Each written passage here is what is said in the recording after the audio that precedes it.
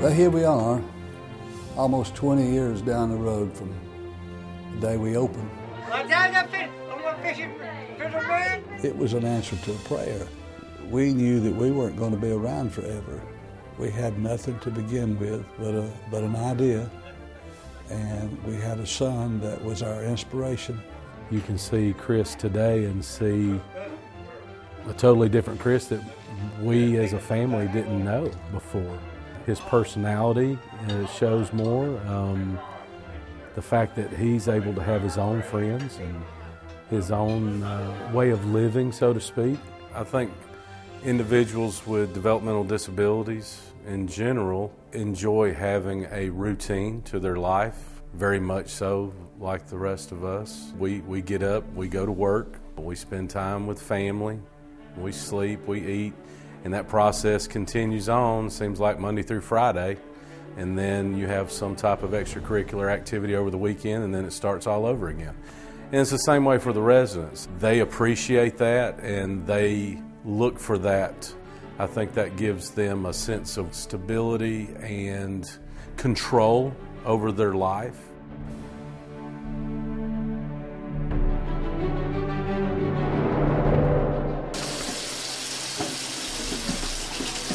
In the group homes here, the residents have different chores that they are in charge of, whether it be, washing the dishes or setting the table or keeping their individual rooms clean or sweeping or mopping or dusting.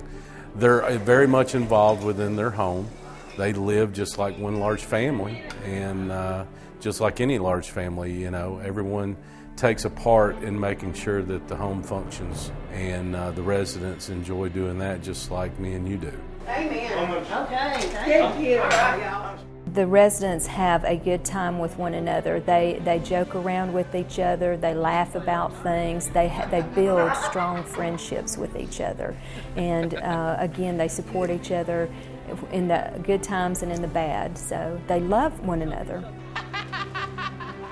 Our residents and the individuals that come during the day build strong friendships that are very close. They're very conscious and aware of each other's emotional states, and if they have a family member that's ill or sick or anything like that, they're always there to comfort each other. Sally, look! What our residents experience is a family-type atmosphere. They love one another. They care about each other. Our residents want to be part of our lives as much as we want to be part of their lives. We want to sort of help them develop their highest potentials and care and concern about them and their families, but in the same respect, they do the same thing with us.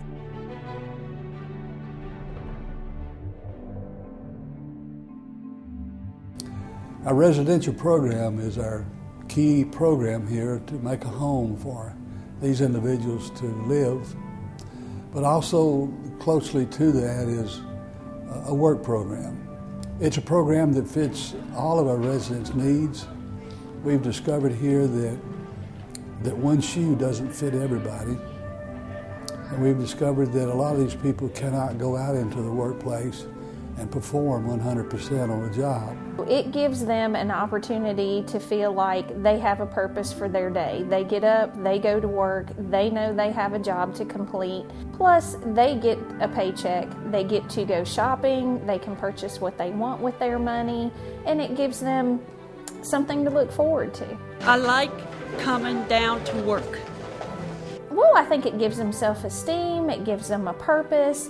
They know that, for instance, one of the contracts that we work with is Honda assembling owner manual kits. And there are quite a few steps that go into that before the kit is assembled. The residents know that each one of those steps, whatever they're completing, has to be done to produce that whole. And so they know that what they're doing is important. I'm systems coordinator. I'm over the Honda department. Every vehicle that comes from here out of Lincoln has our owner's manual kits in them. They collate and assemble every piece that goes into every kit. You have some that are 12, 13 pieces, down to ones that go to Mexico, South America that have 2 pieces in them. They have Russian models that we do now. pretty much anywhere in the world. There is, in some form or fashion, residents here have a hand in material going all around the world. Make a paycheck, they get to go out and go shopping and go to the bank. As a matter of fact, I see them out when I'm in town myself. It's fun to see them. They're excited to be out and part of society. They're just a joy in every fashion. Working with them and is a blessing to me every day. I like working the greenhouse, all the plants. Well, I like to work there, help Chris out, and load the plants up the bands and stuff like that. They enjoy coming down here. They take pride in what they do. They want to do it right. It's good to work with them. They come always in a good mood. They're ready to work. We try to work hard and try to have a good time at it too. And I just enjoy being around them and working with them. At break time, we sit around and talk. And they just enjoy that. We sit around and talk sports and talk movies and other things, and we have a good time. Coach, you are correct. That's 3 for Coach.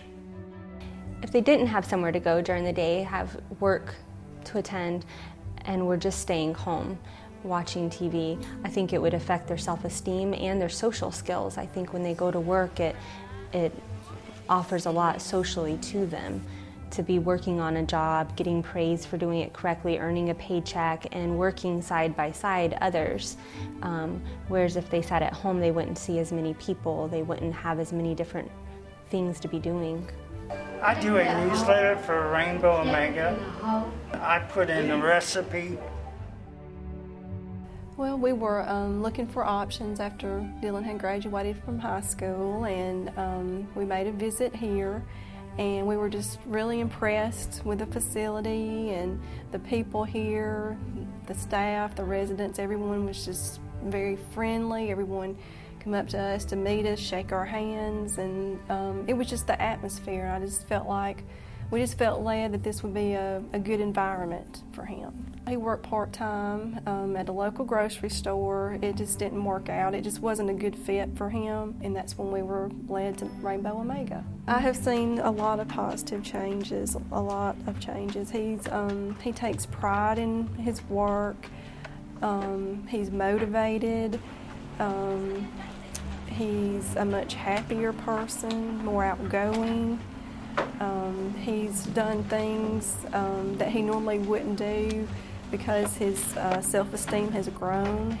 I will never forget that moment when I first, saw him. Just like I said, just felt like he was just coming out of his shell.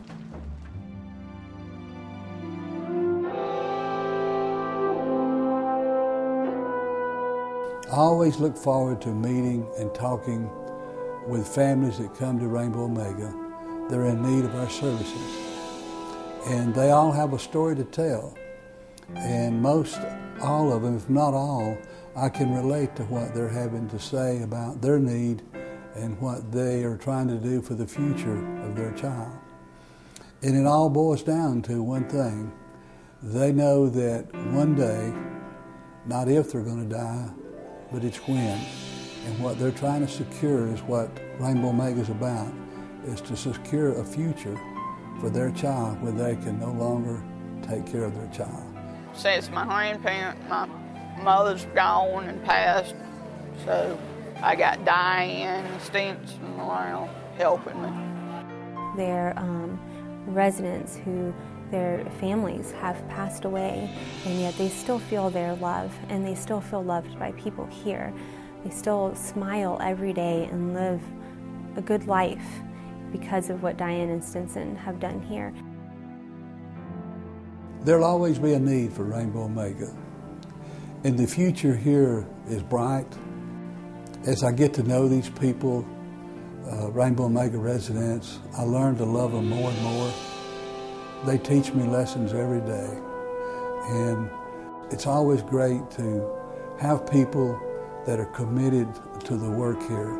And I believe that we have some of those individuals working on a day-to-day basis to make life for people like my son and others to have a quality of life. And so I really believe that our future is even better than it is now. it's like being home.